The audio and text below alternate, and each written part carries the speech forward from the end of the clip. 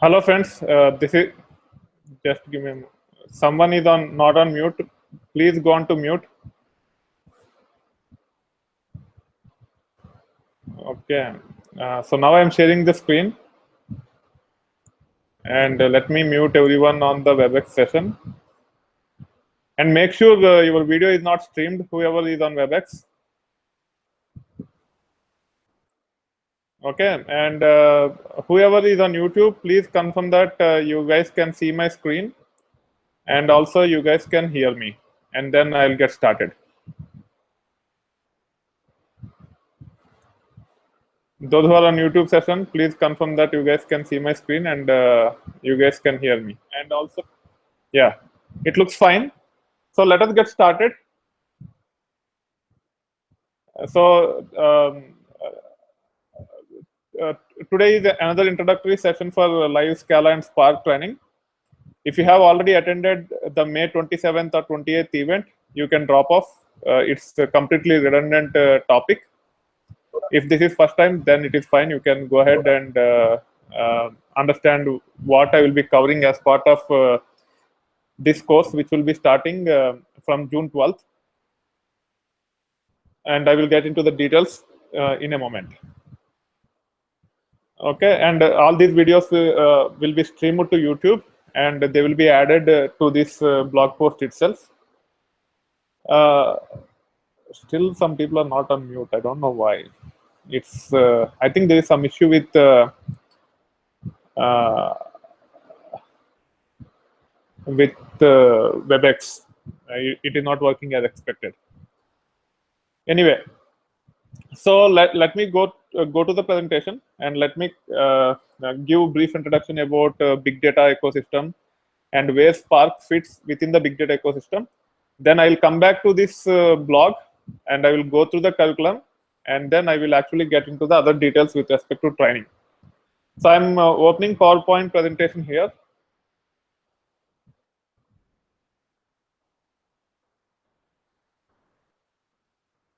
And you are free to ask questions any point in time, as long as it is relevant to what I'm talking at that time. If you have any questions with respect to the training, the mode of training, the resources which will be provided, etc., please hold on until I come to that point. Don't deviate or distract from the main topic, which will be covered at any particular point in time. But if the question is relevant to what I'm covering, you can ask me anytime. Okay. And those who are on YouTube, if you did not get the WebEx session, and if you want to be part of WebEx session to ask any questions, I will share the link very quickly. You can hop onto WebEx session also, and you can ask a question from there. So just give me a moment. I'm stopping sharing for a minute. I copied the URL. I'm sharing the screen again. And I'm pasting the WebEx session details in the chat. So you can use this URL and you can join the WebEx session at any point in time. This is for people who are listening to me on YouTube live session. Okay, so that being said, now let us get into the introduction to big data, and also we'll try to understand what is the role of Spark within that big data ecosystem. And also we will talk about job roles, and we will try to map the job roles to big data, and what skills are required with for which job role also will be covered. So you might have heard about so many terms with respect to big data, like HDFS, MapReduce, Yarn, Impala, Kafka, Flume, HBase, Zookeeper, etc. And out of these so many technologies, take any job role. If you pick 4 or 5 skills, which I'll be covering in detail in a moment, and if you prepare on those, if you excel in those 4 or 5 skills, you are good to go for 70% of the skills required for any big data related roles. And then others has to be plug and play at any point in time. I don't know why this WebEx is behaving a little bit weird. I have been muting people, but still it is creating some noise. Let me mute on entry. Yes, yeah, I have to disable entry and exit tone. Yeah, now it looks good. Okay, now I am going back to the PPT again. So let us understand this vast array of tools and what is the role, how we can categorize these things, and then slowly we will get into the mapping. So at a very higher level, with respect to big data ecosystem, you can categorize all those skills into 4 or 5 different categories. Okay, the first and foremost is file system. File system is the one using which we will be storing the data. And second one is data ingestion, which means we get data from different sources and store it in file system. Once the data is in file system, after data ingestion, we have to process the data. And the processing can happen in batch, in real time, and also in streaming fashion. We will try to understand the differences by taking a use case when we get into details about these things. And then visualization, which means once the data is processed, you should be able to get some insights out of data. And typically, we will use some visualization tools so that the insights can be retrieved in reliable and readable format. And then support. So we need to provide support for the infrastructure. And these things are typical for any technology, not just big data ecosystem. If you take a web application using Java, you need to have a data storage. Typically, we will be storing the data in a relational database. We have to get data into the database. Some seed metadata has to be loaded before we deploy the application. And we will be processing data in real time, in batch, even in typical web application. Visualization, we have to deal with it in real time, and also sometimes we have to run analytics, even with respect to any typical web application. And also we have to support. Take any technology, more or less, you have to deal with all these things. And we will try to understand where the skills under big data ecosystem fall in these 5 categories. First, we'll let us see these things pictorially. File system is the foundation for everything. On top of it, you will have certain data ingestion tools, then data processing tools, and visualization tools. On top of it, we need to have support tools to maintain the infrastructure supporting this file system, data ingestion, data processing, visualization, etc. And then the end users will try to get some insights either by using visualization layer, or sometimes they might directly deal with data processing or file system in ad hoc fashion. Mostly they will go through visualization layer. Now let us get into the details of each of these categories. Let us start with file system.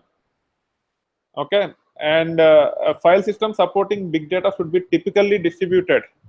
Okay, however, there are cloud-based storages also, and they're becoming quite popular as they can cut down the operational cost significantly with pay-as-you-go model.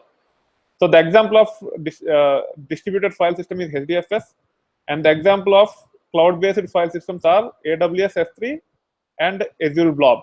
Azure is Microsoft's, AWS is Amazon. Okay, the advantage of AWS and Azure Blob is that it can cut down operational costs quite significantly when compared to distributed file systems like HDFS. But when it comes to performance, using HDFS as it is distributed file system can perform much better than S3 or Blob. But still, a lot of companies use S3 or Blob as file system, and then they use technologies to process the data. So these are the 3 different file systems. On top of these things, we also have NoSQL file systems, typically NoSQL databases such as MongoDB, Cassandra, etc. So these are the typical file systems which we will see within big data ecosystem. And then when it comes to data ingestion, it can be done in real time or in batches. Data can be pulled either from relational databases once in a day, once in a week, once every hour, something like that. And also data might have to be streamed from weblogs. If it is a relational database, typically we can use Scoop to pull the data from relational database. And the a target will be the file system such as HDFS or S3 or blob storage. And then we can have Flume, which is a agent-based technology which can call web server logs and pull data to save it in any sync. And one of the category is big data technologies.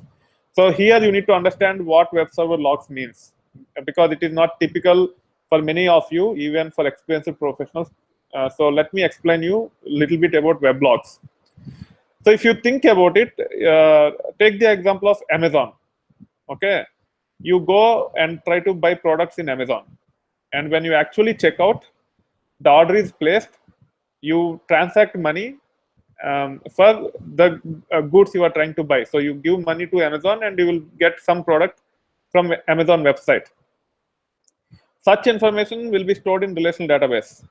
At the same time, you go to website more often, and you will try to check for deals, and you every time you get onto Amazon, you might not buy the products, right? So unless you buy the product, it should not be stored in database, because if each and every visit of you to Amazon is stored in the database will explode.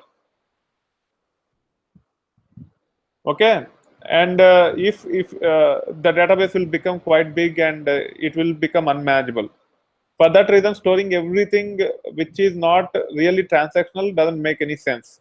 For that reason, what these companies will do is they will actually log that information, such as on which page you land, after landing the page, what all products you searched for, and what all products you added to the cart, and then what all products you discarded.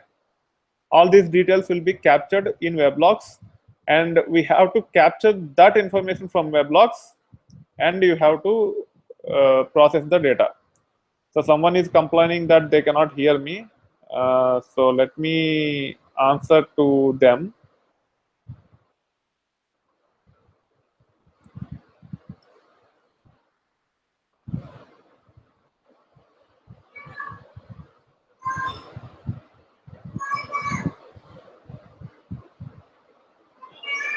I hope people can hear me. Please confirm whoever can hear me, because some people are complaining that they cannot hear me. Okay. So those, okay.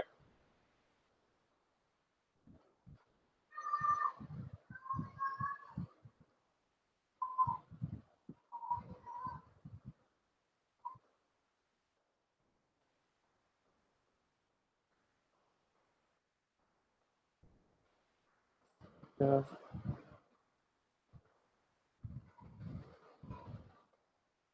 okay. So when the data will be logged into web server logs, we can use technologies like Flume or Kafka to capture in real time and channelize into things such as big data.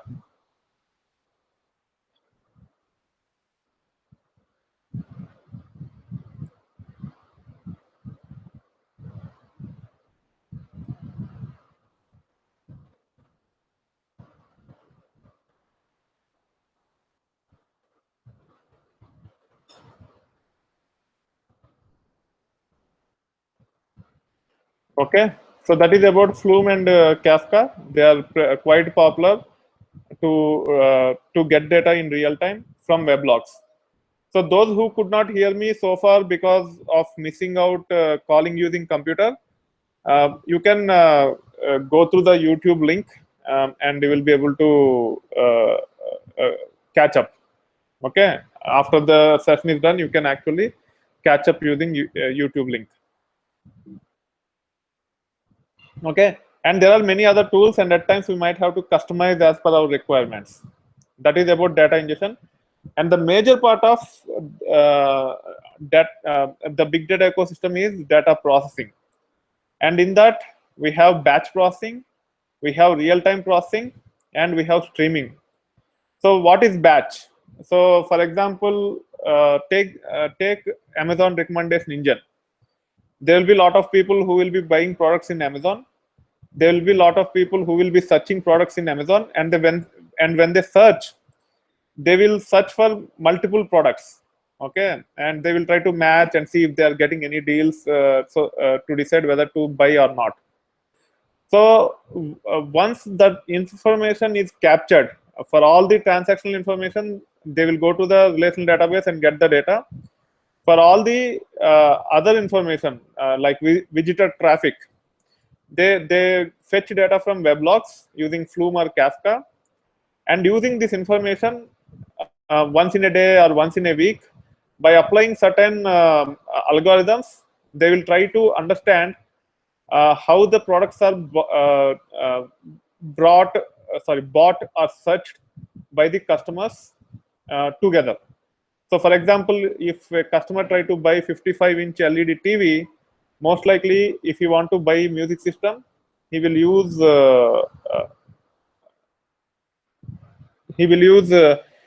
um, Bose or Harman Kardon, which are premium music systems.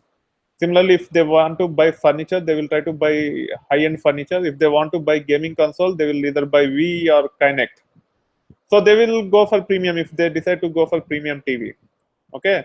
So to understand these buying patterns and to apply the algorithms to recommend when you try to search for the products, it can be done in batch. It need not be done in real time. They need not capture every individual record and try to apply these rules. They have to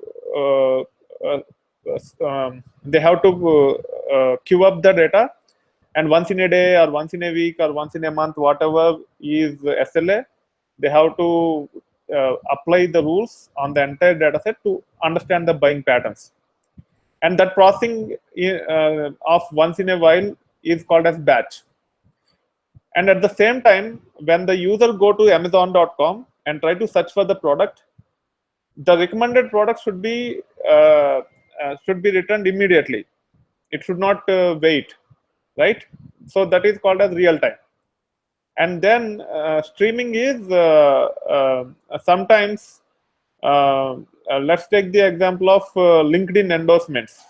Okay, if someone endorse me, I want to, I or whoever is looking at my profile has to see those endorsements as quickly as possible, probably within 5 minutes latency or 10 minutes latency. And that's where the streaming comes into picture. So the major difference between batch and streaming is batch is typically will be processing large amount of data at less frequency, whereas with streaming we'll be processing smaller amounts of data but lot more frequently, probably every 2 minutes or 5 minutes, etc. So that is the difference between batch and streaming. And real time is the response should be within sub-seconds, within milliseconds. So now let us try to understand the technologies in these categories. So as I have mentioned to you, near real time is kind of streaming. Real time is if you go to Amazon and if you try to search for a product, it should return the results immediately. It is called as real time. Similarly, if you try to generate report out of processed data, the report should be rendered in interactive fashion. It should not wait for a few minutes before it returns the report. So these are all real time. Near real time is you capture data every 5 minutes or every 2 minutes and process that amount of data and store it in a database so that we can get insights from it. So real time is Amazon recommendation engine is real time. Streaming is, as I have mentioned to you earlier, if you take LinkedIn endorsements, if you endorse me and some other want to look at my profile, the endorsement need not reflect immediately.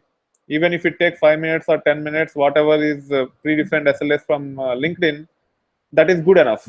Even though the report should come immediately, but the report need not be current. It can be 5 minutes or 10 minutes late. Okay, so that's what near real time is.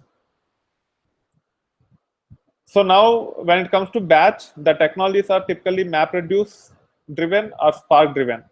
So when it is MapReduce driven, we can think about Hive, Pig, etc. And then Spark also has several modules. But the major difference between MapReduce, which is Hadoop MapReduce, and Spark is Hadoop MapReduce is IO driven, and Spark is memory driven. So most of the times, Spark actually very much better in performance than MapReduce based solutions. That's why Spark is getting a lot of traction these days. And when it comes to real time, for applications such as recommendation engines to store the data so that the recommended products can be displayed quickly, we can use HBase, MongoDB, Cassandra type of NoSQL databases. Or if you want, you can also cache and render data from in-memory grids also.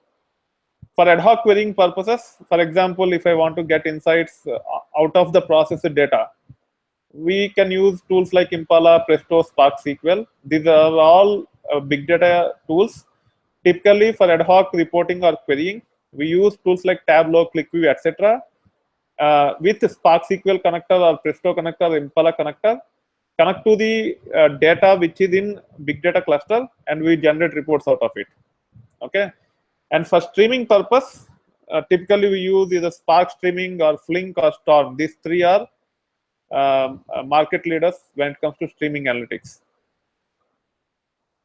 And examples are Amazon recommendation engine and LinkedIn endorsements, which I have covered already. Let me recap again. For Amazon recommendation engine, we have to capture the transactional data as well as the visitor traffic. Transaction data comes from relational databases. Visitor traffic comes from web server logs. For transactional data, we can use tools like Scoop to get data into the file system. And for web server logs, we can use tools like Kafka or Flume to get the data and store it in underlying file system. Once we have data in those file system, we can use the data processing techniques. You have to first decide whether you want to process data in batch or real time or streaming fashion, and you have to process data using relevant technologies. And once the data is processed, again the output will be most likely be stored in some databases from which applications can use the data and render the visualization layer for the end users. For example, in case of Amazon recommendation engine, once we get visitor traffic from web server logs and once we get transactional data from relational database, we apply data processing techniques using tools like Spark. Once the data is processed using Spark, the output, which will be the recommended products for the key which user try to search, will be stored in a NoSQL database. Amazon stores it in a database called DynamoDB, and from there, any Java application or any JavaScript application can connect to that DynamoDB kind of database or NoSQL kind of database. And whenever someone try to search, it uses typical application frameworks to provide the recommendation engine. The same thing applies for LinkedIn endorsements as well. Okay. So for visualization purpose, within big data ecosystem, there is a licensed product called DataMere, and there are conventional BI tools such as Tableau, ClickView, which can be used to connect to underlying databases and generate reports out of it. And the Tableau, ClickView, Cognos, Business Objects, all these have big data connectors these days, such as Hive connector, Spark SQL connector, and they can generate reports out of it. And at times, we might want to create custom reports. For example, if you go to LinkedIn, okay, and if you go to your profile,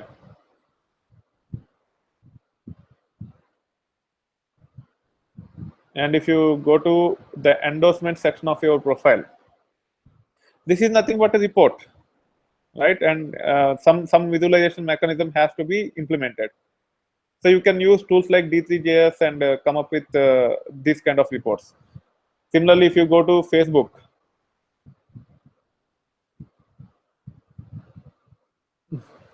I'm sorry for that.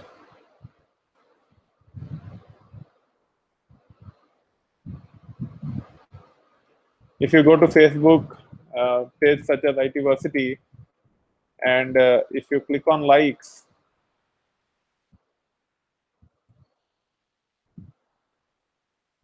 okay, here there will be report. As of now, there are no new page likes this week, or for this week as well as last week.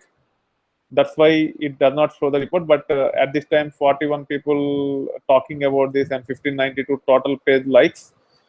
So it is actually generating a report, and you will see a line chart here. Okay, let's take another example such as India, probably. Or let us take Barack Obama. Okay, and if you open his page and if you click on likes, okay, I think there is a bug in Facebook right now. It actually supposed to show the report here. It seems it is not able to get the data. That's why it is not showing any report. Let me check for one more thing. Narendra Modi, to see if it is really bug or not. No. Yeah, I think it's a bug in Facebook. Sorry, there is some issue with Facebook at this time. So so there are a few questions here. Ankit is asking, is it about NRT or RT or batch? So here, when we actually click on likes, right, it is showing the report immediately. So this is real time. But if you actually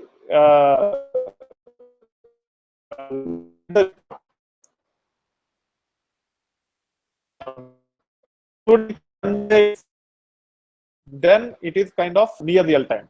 Okay, so it contains real time for sure, and then depending upon up to what time it is presenting the data, it could be categorized under near real time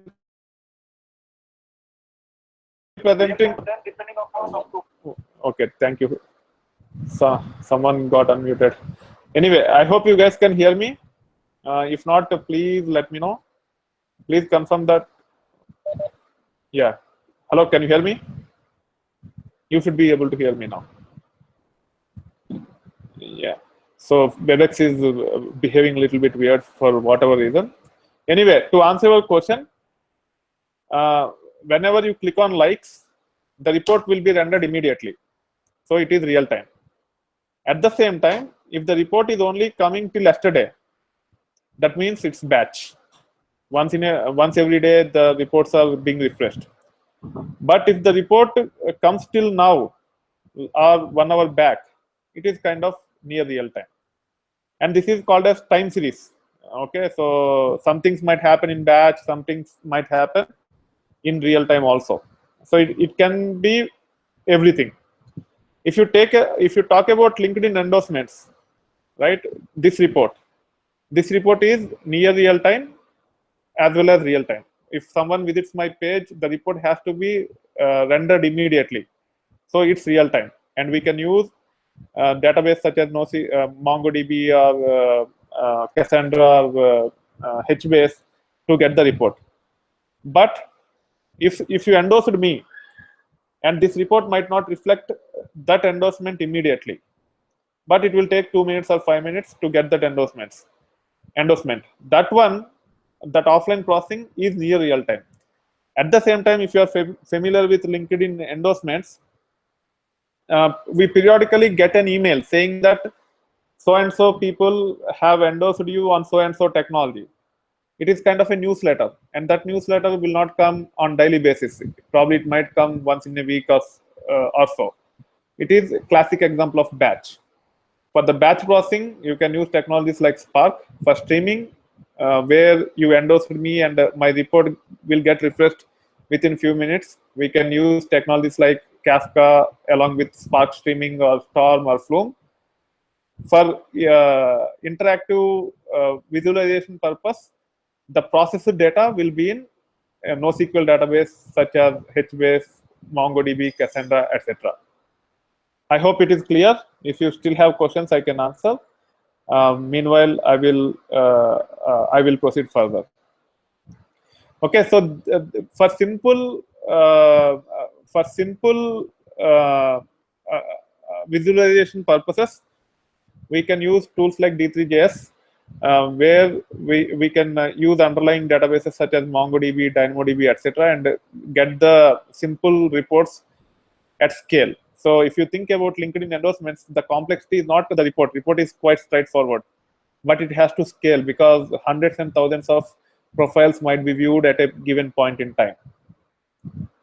Okay. So that being said, now let us go to the next category, support.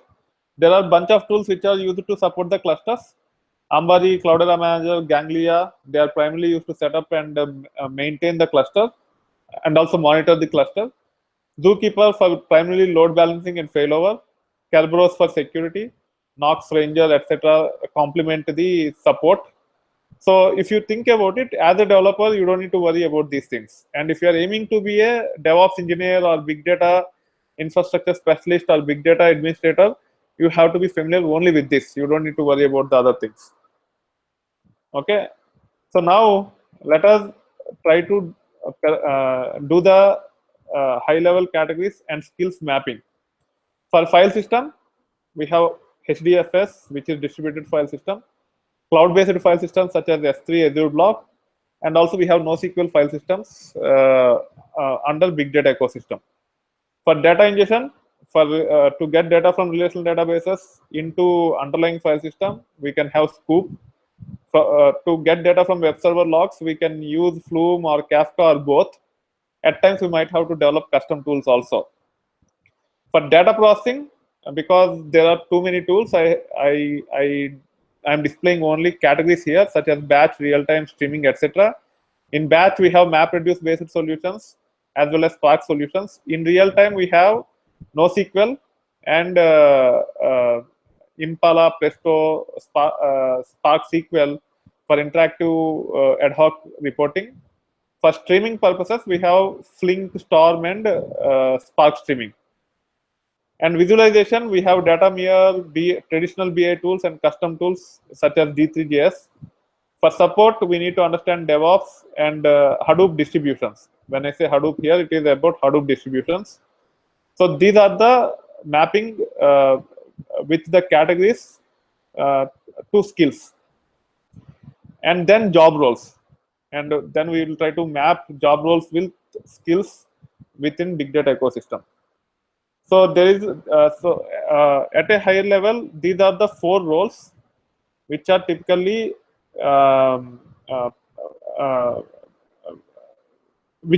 these 4 roles are the ones which will actually use big data ecosystem either directly or indirectly at varying levels.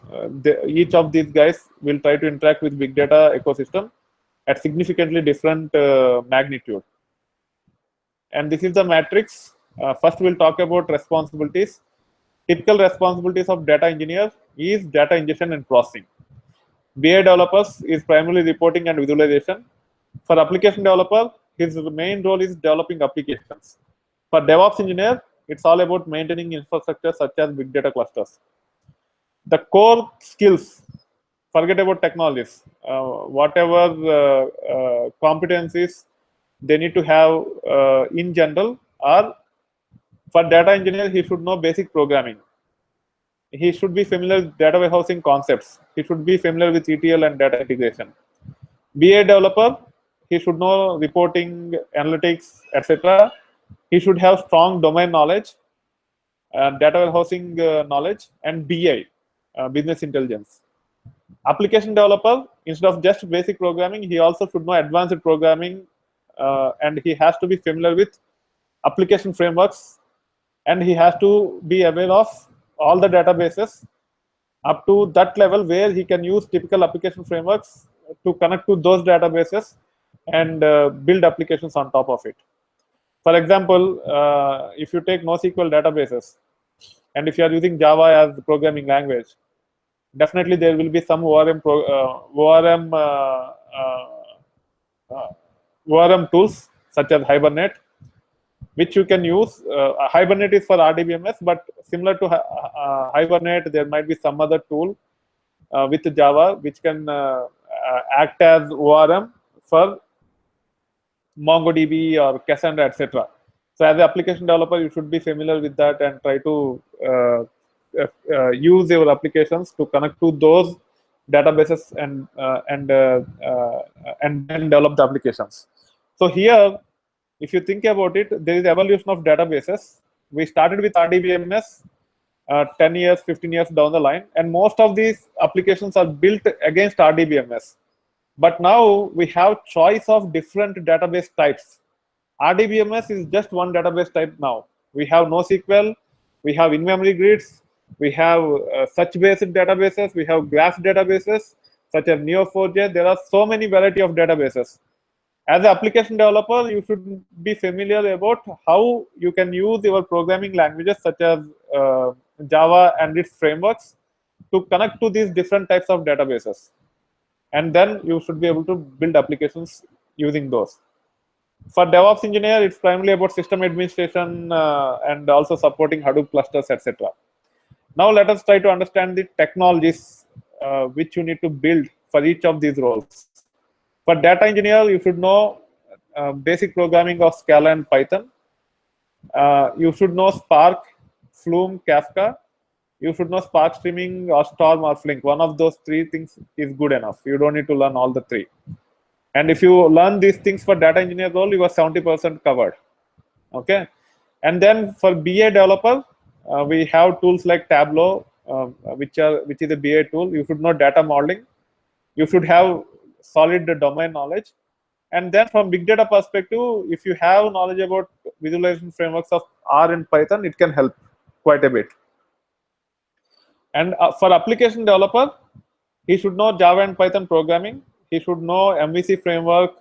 He should know microservices, NoSQL databases on top of relation databases, etc. And then DevOps engineer, he should know Puppet, Chef, or Ansible, one of these three tools. And when it comes to big data, he should be familiar with either Cloudera or Hortonworks or Mapper, etc. And also having AWS knowledge will help quite a bit.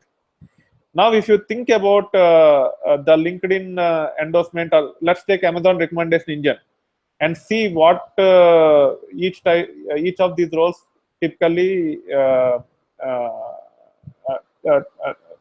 Let's understand the tasks of each of these roles. If it is data engineer, he should be able to fetch data from relational databases, web server logs, using whatever relevant technologies. He should be able to process the data, and the processed data has to be stored in some other database. That's it. He don't need to develop applications such as the recommendation engine. When user go and search for a product, recommended products have to be displayed. He don't need to do that.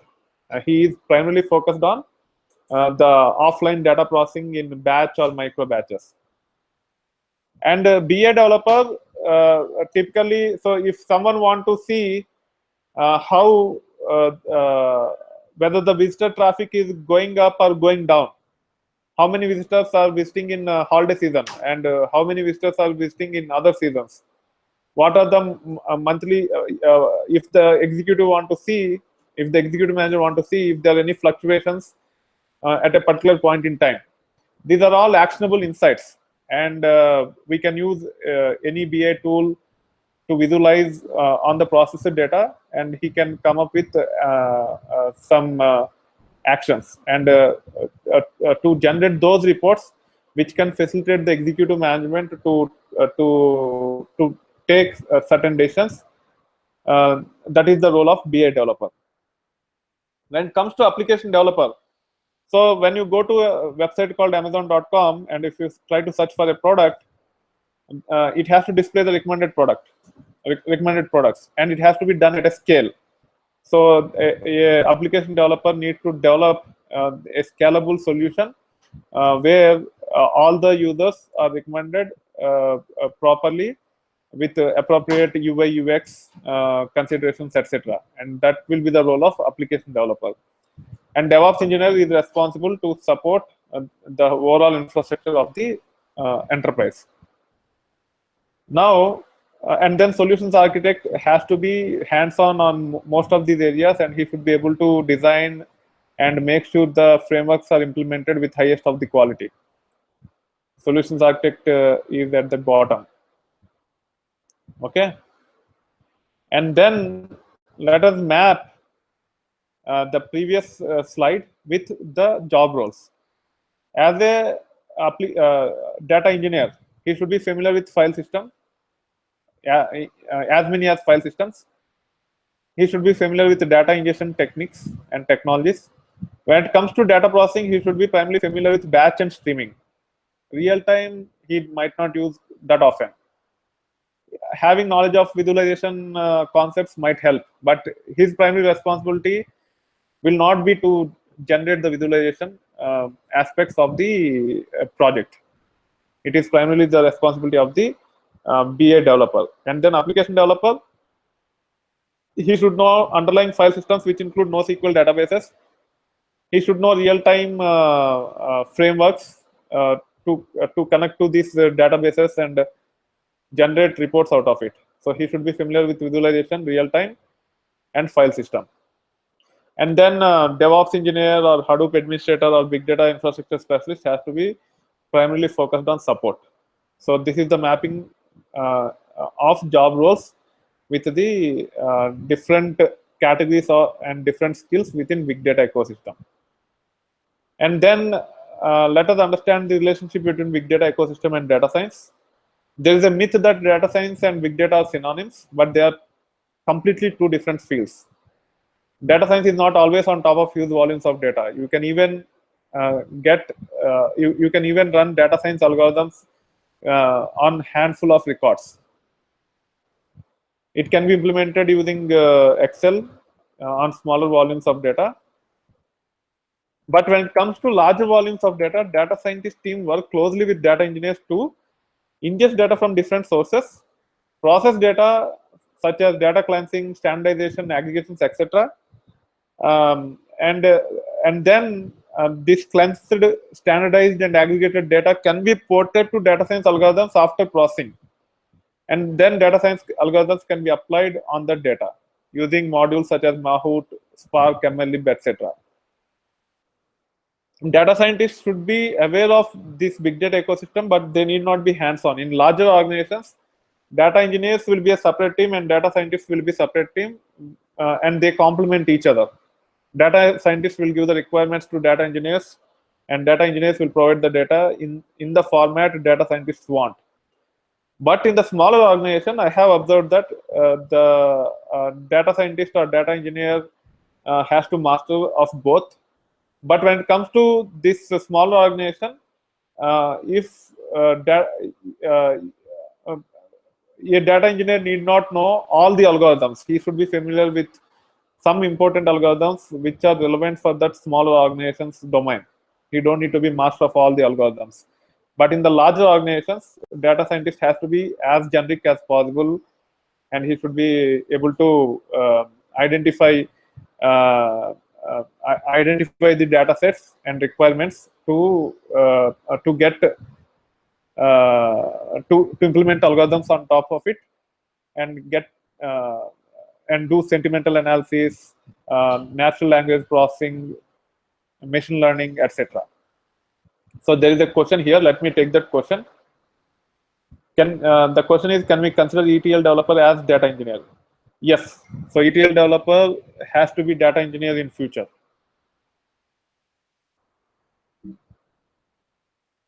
And Apache Spark. Where did we see Spark? We have seen Spark in processing primarily. There is nothing related to file system in Spark. Spark is primarily used in processing. It is primarily used in batch processing. On top of it, you can use Spark SQL in real-time processing for ad hoc reporting. And then we have seen Spark streaming as part of the streaming analytics. So Spark plays a vital role in the data processing itself.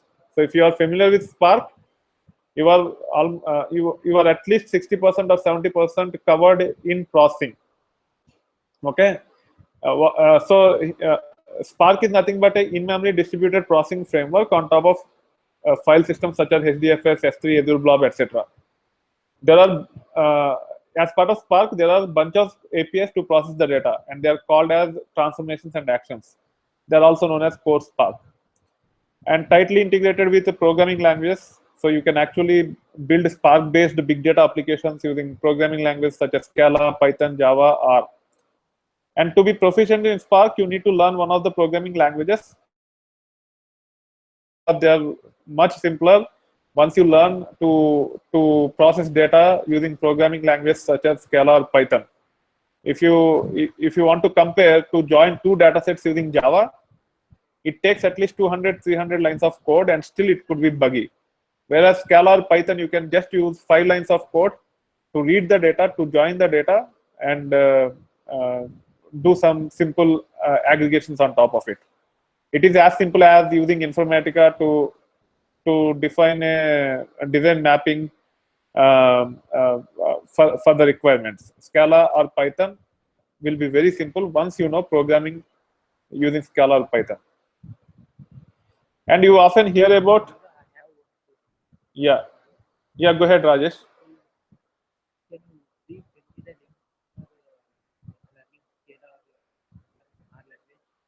So I don't have material on R. So there is material with Scala, and you can send me an email offline. This is primarily for those who want to join the June 12th course, which will be starting from June 12th, which is a paid live course. So if you just need links, yeah, go ahead. So we will talk about it a little bit later. If you have questions, anything related to these slides, I will talk. I will definitely answer those things. But if you want to understand more about the training itself, we will talk about it at relevant time. Okay, and there is one more question.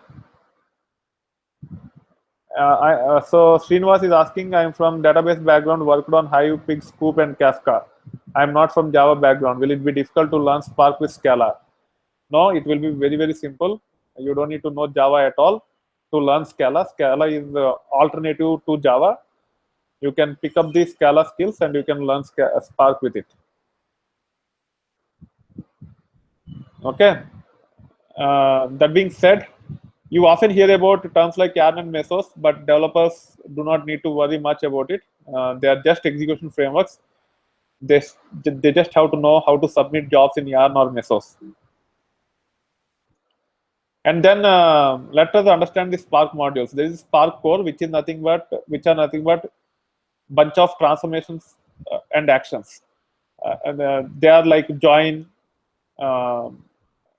map, filter, reduce by key, aggregate by key, etc. These are all Spark core APIs. On top of it, we have data frames and Spark SQL, where if you can actually define structure on the data, you can even write SQL type of queries on the data. That is, and the modules which will facilitate is called as data frames and Spark SQL. And then we have Spark streaming to perform streaming analytics. And then for machine learning algorithms, we have MLlib.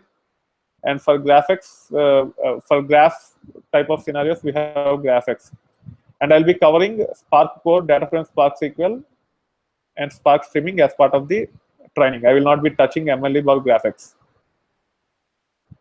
And then we have support with all these programming languages such as Scala, Java, Python, etc.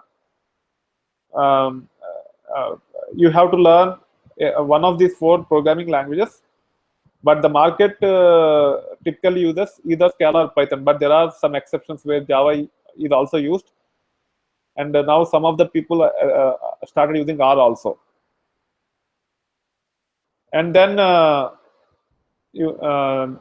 we can run the Spark jobs in local mode or standalone mode or Mesos mode or Yarn mode. We will see that as part of the course. So there is a question from Ankit. For certification, one of the Scala or Python is fine, right? That is correct, Ankit. Andres, Angel have some question. Yeah, you can go ahead, Andres. I will take your question. Thank you, Durga. So, my question is about the Spark layer, because you said that Spark with tools that allows me get the data ingestion, transformation, all the pipeline data. So, in this sense, means that Scala could replace on the Hadoop framework or, or other tools like SKU, BQ, Hive, Big. So it's like the same Hadoop framework, but using different tools, and this is the data pipeline transformation layer. Yeah, your understanding is partially correct.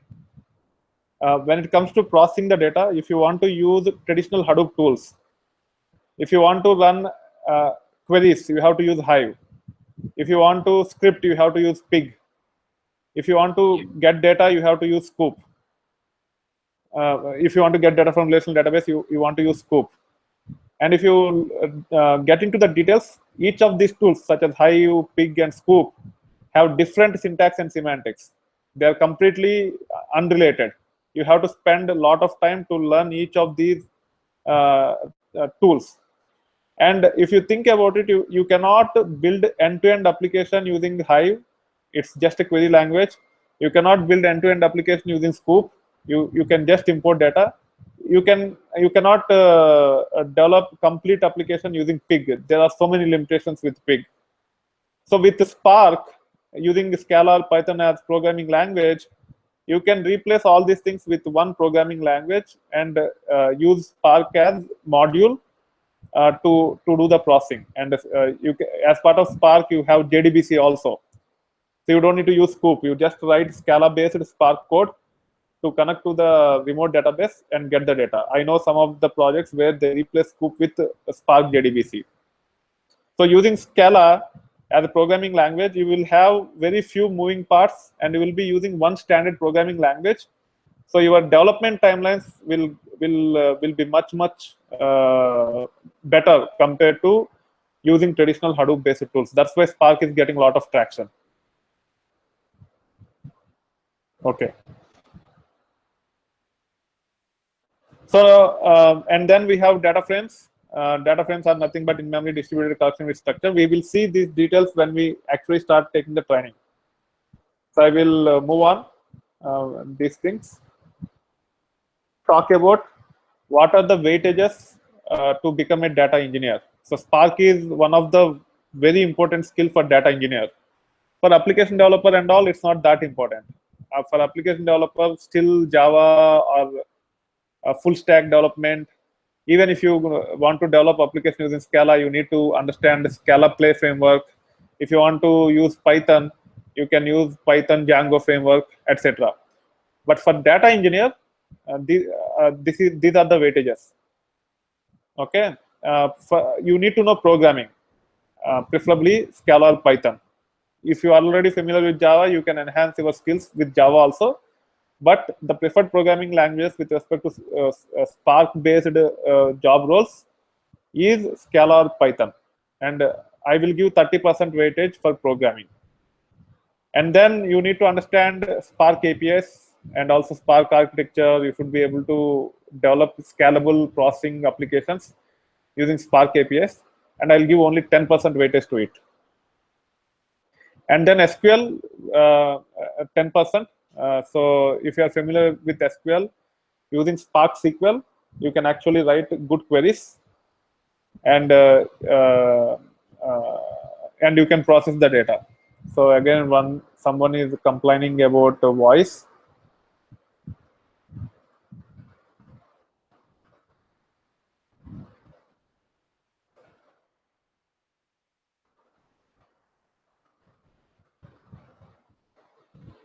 Okay.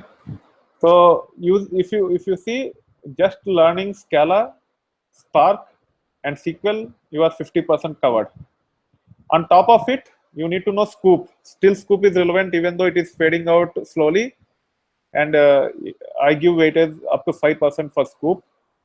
Flume and Kafka, 15%, because for streaming, to implement streaming data pipelines, Flume and Kafka are required. Spark streaming is a kind of endpoint, to perform streaming analytics, but to ingest data from weblogs, you still have to use Flume and Kafka. You cannot replace these things with Spark streaming for all the scenarios. So I give weightage up to 15%. So if you look at it, 70%, you are 70% covered if you know these 5 skills: a programming language, a Spark APIs, SQL, Scoop, Flume, and Kafka. And then there are a few other tools which you need to know over a period of time, and I will consider it as miscellaneous, and I'll give 10% weightage. And then there will be programming overhead, such as versioning of your code, production support, L3 support in case of any issues, making sure performance tuning is good. The entire overhead for the development process is considered 20%. So this is kind of a overhead is mostly soft and generic skills, which has nothing to do with big data. They're typical software engineering principles. But with respect to big data engineer skills, this is the weightage. Paul is asking, is data engineer and data scientist are same? I have covered it already, Paul. Probably you might have joined a little bit late. I will recommend you to go back and start from the beginning of the video. Just a few, I think it is started around, just give me a moment, okay? We are almost 1 hour into the session. So if you look at last 10 minutes, you will get the answer about the difference between data engineer and data scientist, or Spark, big data and data scientist, data science. Okay, I can share the slides. I will add it to the blog post which I have circulated, and you can go there and you can get the presentation.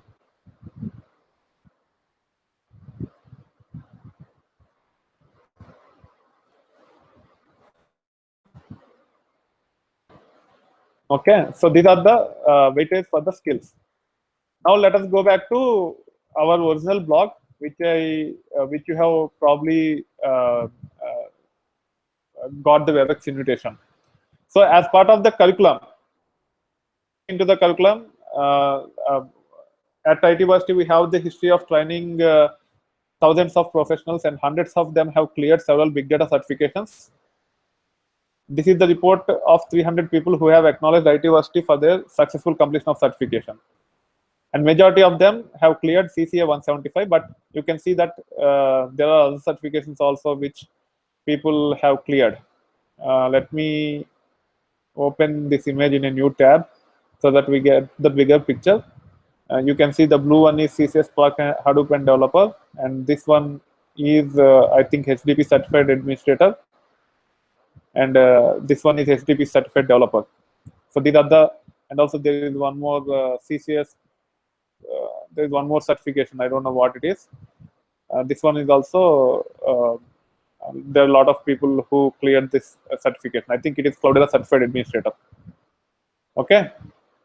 So we have the history of training thousands of people. And as part of the curriculum, we will start with programming using Scala. We will set up the development environment. We will understand basic programming concepts. We will understand basic object-oriented concepts. We will emphasize a lot on Scala collections. And we will also see how Scala can be used to develop simple applications. Spark, we'll spend enough time on core Spark. After revising Scala, we will also cover HDFS and Yarn at a higher level.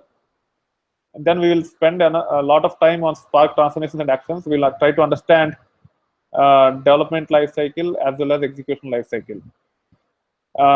Data frames and Spark SQL will also be covered. And also we'll be covering Flume, Kafka, and Spark streaming to understand building data pipelines. I will just demonstrate by using all the 3 technologies. I will cover some up to a degree where you will understand how to use existing components of Flume and Kafka. There won't be any customization with them. Okay, and then we'll try to see how we can integrate Flume and Kafka with Spark streaming and perform some streaming analytics. So there is a question here. The question is whether the course is based on Cloudera or Hortonworks. So the course will be vendor agnostic. I will get you will get the answer when I talk about the training details. So training mode will be online live, uh, uh, and any number of people I can handle. And also, if someone want to have the live interaction, I give this training from Hyderabad. If you are local to Hyderabad, you can come to the live training also. What are the resources that will be provided? You will get a cloud-based lab for 3 months, online material for reference, including videos, and also you will get certification simulator for the CCA 175 and HDP-CD Spark, wherein we will simulate development for you, and you can take, and also I will create a question bank, and you can take. You can give the certification. Means you can answer few questions in that question bank, and you can feel you can experience how the actual certification environment will look like. It can give you a lot of confidence before taking the certification, and also you will understand where you stand. And then timings is it's 4 days a week. If you are in US, it is Monday through Thursday. If you are in Eastern time, it's around midnight, 11 p.m. to 12:30 a.m. If you are in Pacific time zone, it is 8 p.m. to 9:30 p.m. If you are in India, the timings are Tuesday through Friday. It's morning 8:30 a.m. to 10 a.m. Okay, and duration is 5 weeks. It will take 30 hours. For course fee for college-going students, it's free, but only catch is you need to enroll for the lab with student special plan, and you can click on this for details. And it is only student special plan is only for those who have not completed their graduation yet. Student need to provide proof. We can take it offline, and I will let you know what all needs to be provided as proof. You can also click here. If you are already in, with $74.95, the student special plan costs $74.95. Typical. So if you are in the first semester of your MS, you will get 2 years lab access. If you are in the second semester, you will get 1.5 years. If you are in third semester, you will get only for 1 year. If you are in fourth semester, as part of this plan, I will give you somewhere between 9 months to 1 year. Even if you are going to complete your masters in 6 months, I will still give 9 months to 1 year access if you sign up as part of the final semester. Okay, for all others, if you want to come on site live, it is 25,000 rupees. For online, it's 20,000 rupees.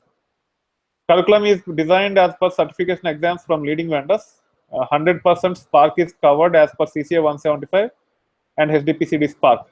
But CCA 175 requires other skills also, such as Scoop.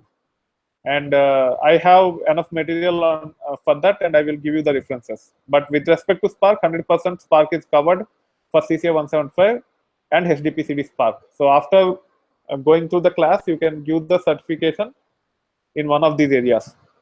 And also there are other vendors who conduct Spark certifications. They are Databricks and Mapper. 80% of Spark is covered for these two certifications.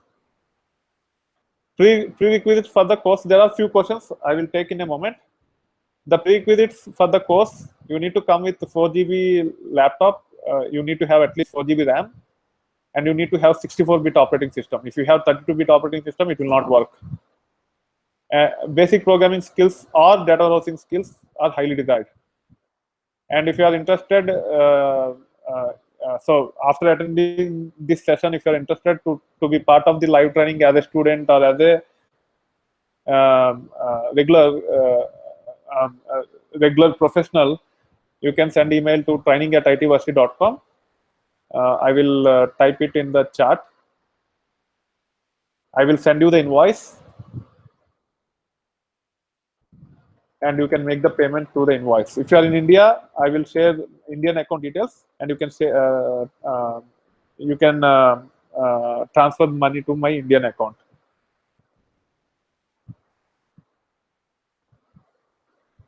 Sure, Paul. I think I remember you. I will definitely add. So all the students who already signed up for lab student account, they will be automatically uh, uh, enrolled. It's up to you if you want to join or not. I will definitely add you guys to the WebEx invitation, even if you do not send me the email. Okay. Uh, so there is one question from Saurabh. The Spark course content which is paid, how it's different from content of Spark available under your CCA 175 in YouTube, which is free. So it's primarily live interaction. Even though there is a lot of material for free, still people want that live interaction, and this course is primarily for them. On top of it, you will get a 3-month lab access, which is typically cost $34.95, and you will have up to three month or at least a month or two after the course is done, this simulator environment. Okay, so using that simulated environment, you can practice and you can actually gain more confidence for the certification. So probably you might get $100 value out of this paid course when you compare with the free material which is available. If you are happy with the free online live material, you can happily go with it. There is no need to enroll for the course. So for any people who are in US, it's $310, which is 20,000 transferred into Indian US currency at 64 rupees per dollar. Let me take these questions one after the other. There is one question from Andres Angel. Do you offer or propose to use a new environment based in real exams? So this course will be deployed on those environments or in labs environments. So this course is nothing to do with the simulator environment. It is completely different. I will come up with good questions with larger data sets, and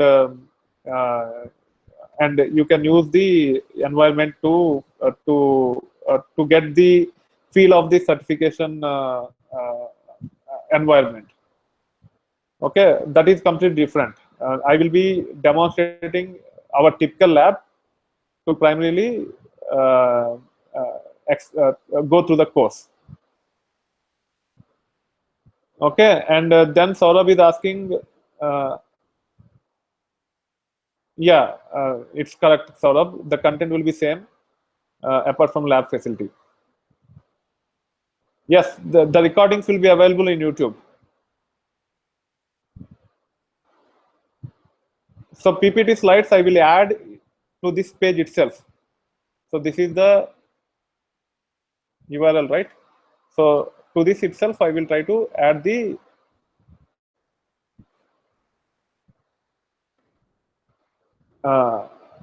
add the slides, so you can download and you can use it.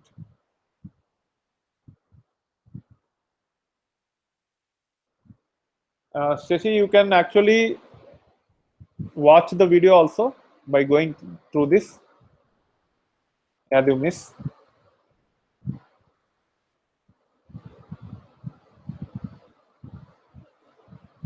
And then Pratap, I am student in MSBA program in USA and I will complete course on May 2018.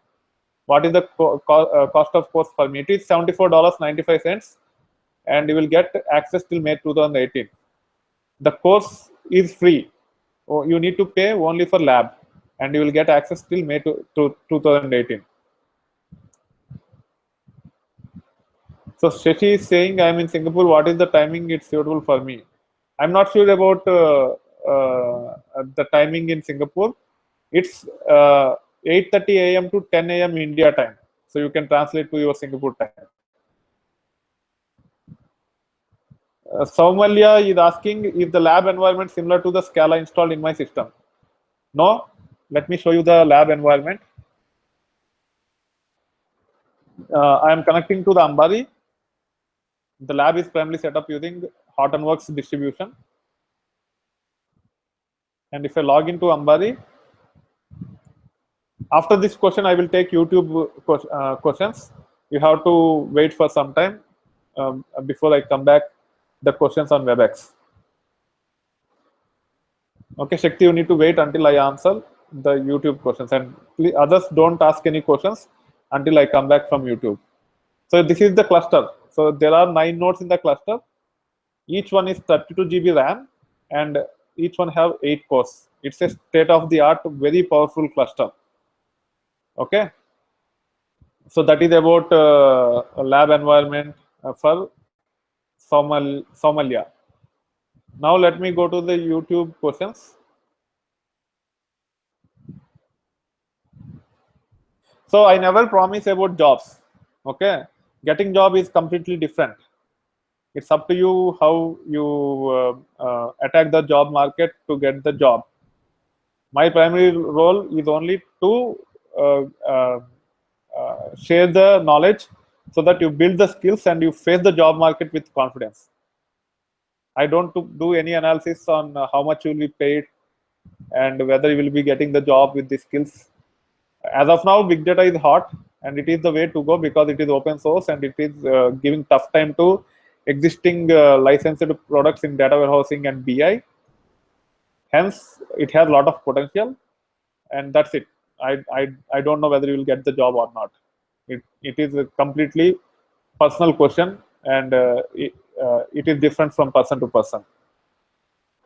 So now let me take the questions one after the other. First one is Sanjit. Can you please share the PPT after the end of the session? Sure, Sanjit. I will add.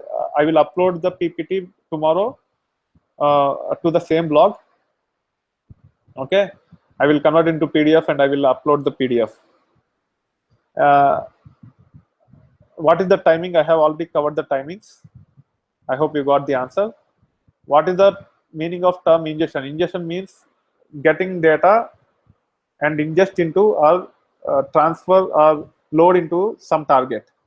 That is called data ingestion. Loading data into some target is called ingestion.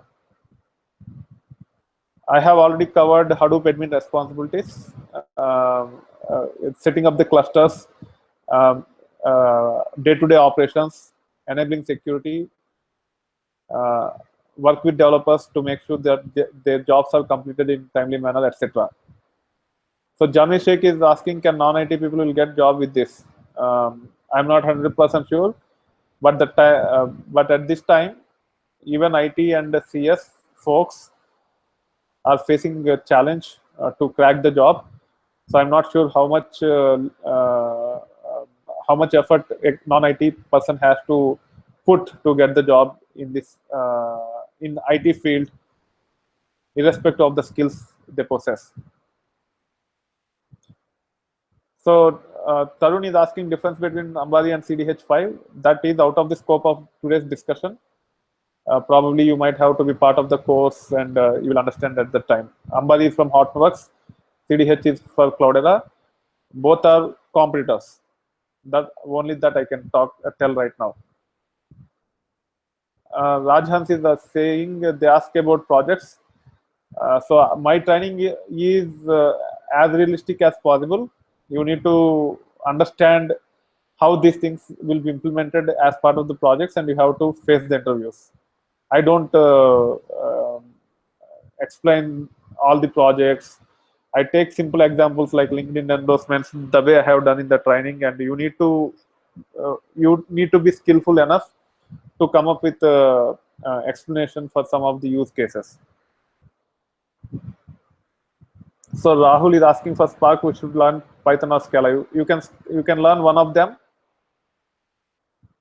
Sanjit is saying any real-time project. I don't have any real-time projects, but the training will be as realistic as possible. You will not be learning in standalone Naushad. You will be learning in true cluster.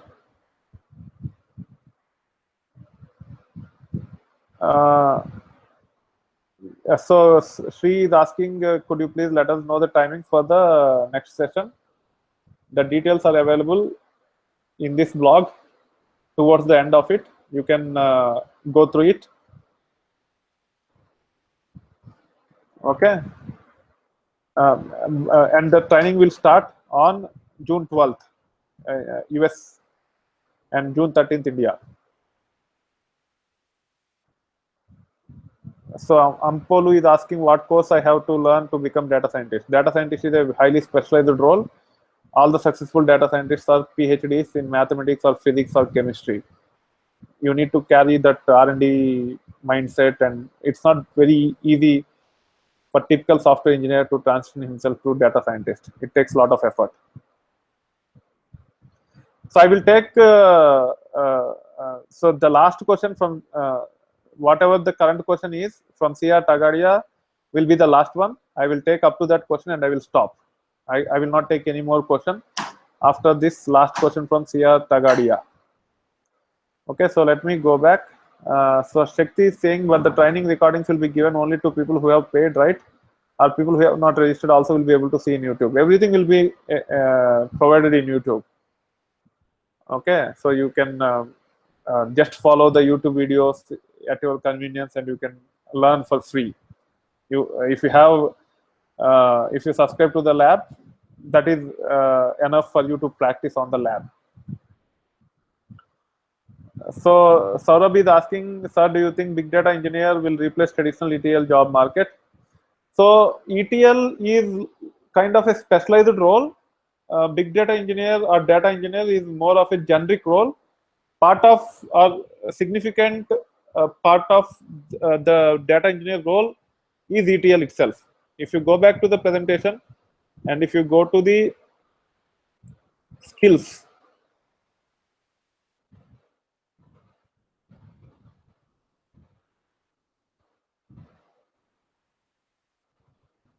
you go to the skills, data engineer need to know basic programming, data warehousing, ETL, and data integration. So ETL is just one part of the big data ecosystem, and it's part of data engineer, and it's a major part. And then the final question for today: how much time will be enough after completing course for appearing in examination? Again, it's up to you how much effort you put and how quickly you learn, how much you practice, etc. So there is one question. I will take these three questions also. After this, I will not take any other question. So Ankit is asking, how much feasible is it for a mainframes person to switch to big data with certification? Your views, please. No assurance. So I will give you an example. Even in the last session, I gave the same example. I know a person. His name is Puru. I used to work at Cognizant, and I was part of big data practice. He was mainframe developer. He got certified, and I managed to pull him into the big data team. But for 2 years, there is no difference in his means he is exposed to the open systems, but he didn't work very actively in big data technologies. But he is able to cope up with many open technologies such as Greenplum, SQL, etc. But there is no difference in his paycheck. He was with Cognizant in US, and it didn't make any difference with his paycheck. And eventually, after 2 years of exposure to these open systems, he ended up in big data role with 100% hike. Okay, and on top of it, he actually not even work. Even today, he's not working in big data. He actually passed that stage, and he's actually helping business directly to get insights from the data. He end up saving millions of dollars for the customer. Okay, so it all depends upon how much effort you put and how much perseverance you exhibit will determine your destiny. Okay, so that's my take. You have to be come into open systems, and big data is one of the platform that is available for you. Uh, uh, if you remain in mainframes, then probably your shelf period is very less. Will there be sufficient questions for CCA 175? Yes, there will be sufficient. There is no class tomorrow, Gayatri, but the class is on Monday morning India time or Sunday night US time, which means day after tomorrow if you are in US. And the last question, Shakti is asking, I have a question on career change. Do you think it's right time to ask? Can I mail you on this? Yeah, you can mail me on this, or you can part of next session. Probably mailing me is a good idea. I can share my number. We can talk for a few minutes. I need to understand your background to talk to make even a comment on that. That being said, thank you very much for joining the session. Again, if you are interested in the live course, uh, you can actually send note to training at itversity.com. I will send the invoice through PayPal. If you are in India, please mention that you are from India. I will send the local Indian account details, and you can make the payment, and you will get the WebEx invitation for the course, which will be starting from June 12th or June 13th, based upon wherever you are living currently. That being said, it's the same email ID, Somalia, training at itversity.com. That being said, thank you very much and have a nice one. Again, if you are in the YouTube live session, and if you want to be part of this live, this WebEx session to get your questions answered, simply fill the form using this link, and I will add you to the WebEx session for the next introductory one, which will be in which I will be covering the same stuff, and we will take it from there. That will be the last session. After that, whoever will be enrolled for the course will be part of the training, which will be starting on June 12th or 13th. And if you like this video, please click on the like button. If you want to share with your friends, you can share by clicking on this and then sharing on the social networking platforms. If you want to provide any feedback, you can use the comment section of the video. And if you want to just be part of self-paced training using my YouTube videos, if you need environment to practice, you can sign up for the Big Data Labs and you can start practicing. That being said, thank you very much. Bye.